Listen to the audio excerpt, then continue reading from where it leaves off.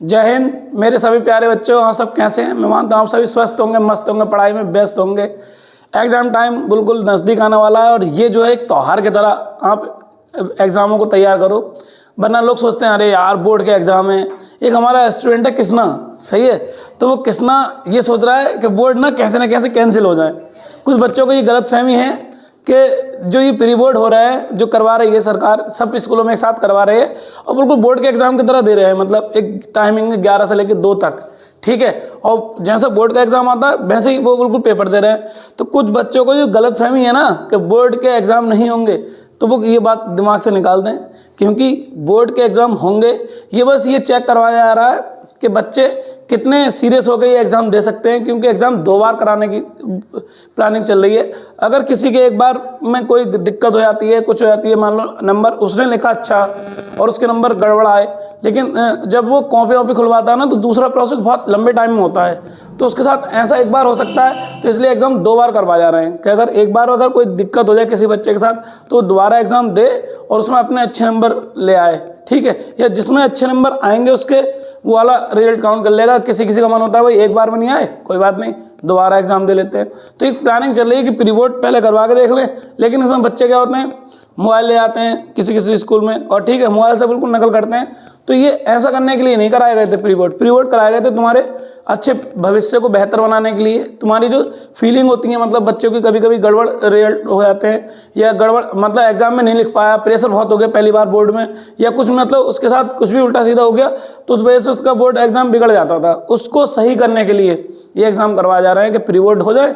अगर pre board को हम अच्छे से करा लेंगे फिर उसके बाद तो बोर्ड है ही। बोर्ड में तो आपको पता ही है, 12th वाले बच्चों को तो पता होगा कि 10th में हम बोर्ड एग्ज़ाम कैसे देते हैं। बहुत अच्छे से डिसिप्लिन के साथ क्लास में मेंटेनेंस होती है, बिल्कुल कोई बच्चा ज़्यादा बदतमीजी नहीं करेगा। अगर बदतमीजी करी तो कॉपी छीन ली जाती है और उसे खाली बैठा दिया जाता है, ठीक है। ज़्यादा परेशान करता है अगर तो उसको कॉपी लेकर रेस्टिकेट कर दिया जाता है 3 साल के लिए। पहले ऐसा बहुत रूल चलता था, लेकिन अब पढ़ाई के इस वाली चीज़ को थोड़ा हमारी सरकार ने क्या कर दिया है, थोड़ा सा लचीला कर दिया है कि बच्चों के सिलेबस पहले इतना आता था, ठीक है, फिर थोड़ा इतना हुआ, फिर इतना हुआ, वो भी नहीं पढ़ पाते हैं। बच्चा क्या देखते हैं, इंस्टा पर रील देखते हैं यूँ करके, ठीक है। तो वो रीलों के चक्कर में ना अपनी फिल्में बनवा दी उन्होंने।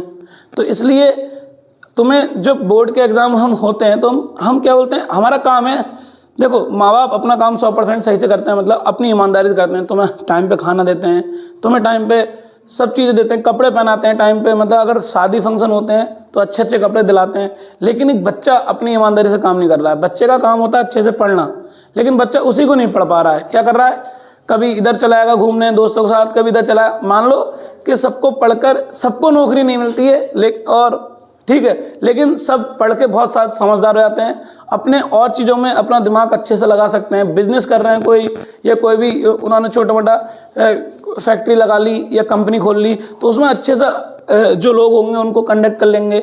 और भी बहुत सारी चीज़ें ऐसी होंगी जिनको वो अच्छे से संभाल सकते हैं। पढ़ने के बाद हमारे ना जब हम फंसते हैं किसी क्वेश्चन कर रहे हैं, जैसे मान लो उसमें जो मुश्किल आती हैं करने में, ऐसी हमारी लाइफ होती है। हम लाइफ में भी ऐसे मुश्किलों का सामना करते हैं। तो जो लाइफ की जो मुश्किलें होती हैं, जब हम पहले से वो कर रखे होते हैं हमने, मतलब उन चीज़ों को सॉल्व कर रखा होता है, तो लाइफ की मुश्किलें हमें छोटी छोटी लगने लगती है। वरना हमें क्या होता है, जब घर में जब कभी बहुत सारे प्रेशर आता है एक साथ, तो हम उसको झेल नहीं पाते हैं, या तो हमारे सर के माइग्रेन की दिक्कत हो जाती है, या फिर हमें मतलब और भी टेंशन हो जाती है, तो हम डिप्रेशन में रहने लगते हैं।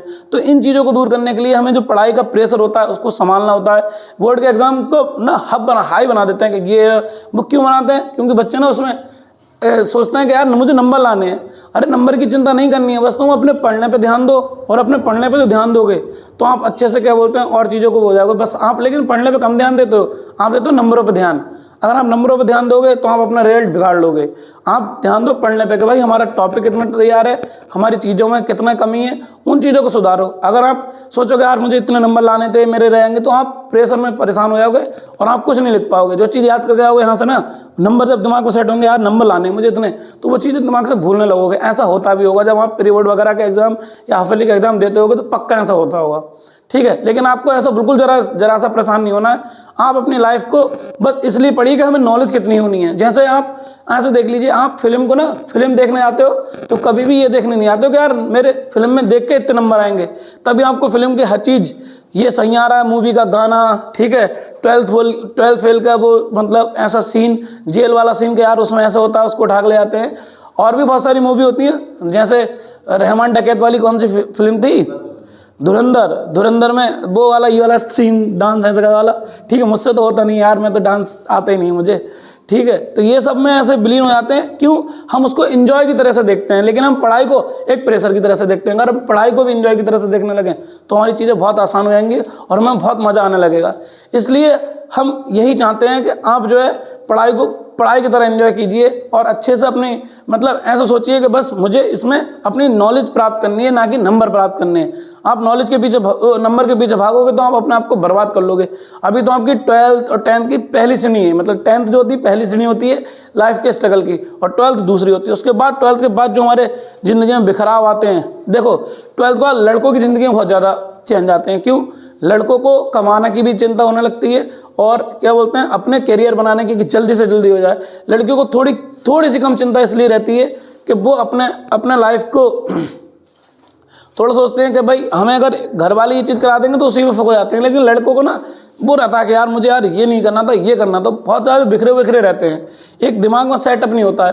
लड़कियों को क्या होते हैं, मौके कम दिए जाते हैं तो फिक्स होता है कि भाई तुम्हें यही करना है, तुम्हें इससे ज़्यादा नहीं करना, ज़्यादा सोचनी है, जो सोच लेते हैं उसी पर मेहनत करने लगते हैं। तो इसलिए टारगेट वो फिक्स होते हैं उनके, उस पर मेहनत शुरू हो जाती है। लेकिन लड़के बिखराव में रहते हैं, यार IIT कर लेता मैथ वाला, फिर यार IIT में इतनी मेहनत है कि मेरा यार हो पाएगा नहीं हो पाएगा।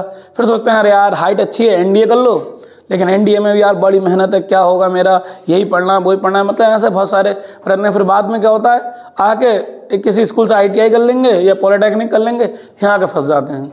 और ये ज़िंदगी में अगर तुम्हारे पास अच्छे मौके हैं तो अपने आप को बड़ा सोचने की मौका दो। बड़ा सोचोगे तो बड़ी मेहनत करोगे। अगर सफलता 1% पे नहीं भी मिल पाई, मिल गई तो चलेगा तो आप इस वाले मुकाम पे। अगर नहीं मिल पाए तो सिखा के बहुत कुछ जाएगा, सिखा के इतना जाएगा कि आप उसको मतलब और लोगों को भी बहुत सारा सिखा दोगे। लेकिन आपको सोचना पड़ेगा भाई कि हमारा 12th हो रहा है, 12th के बाद हमें करना क्या है, ठीक है। तो आप इन चीज़ों पर ध्यान रखो कि भाई हमें पहले तो 12th तक अपनी पूरी ईमानदारी से डट के जो चीज़ हमें पढ़नी है वो अपने मतलब ये सोच के नहीं पढ़नी है कि हमें नंबर लाने हैं। हमें ये अब भी मैं कह रहा हूँ, अब भी ये सोच के करो कि हमें पेपर पूरा सॉल्व करना है।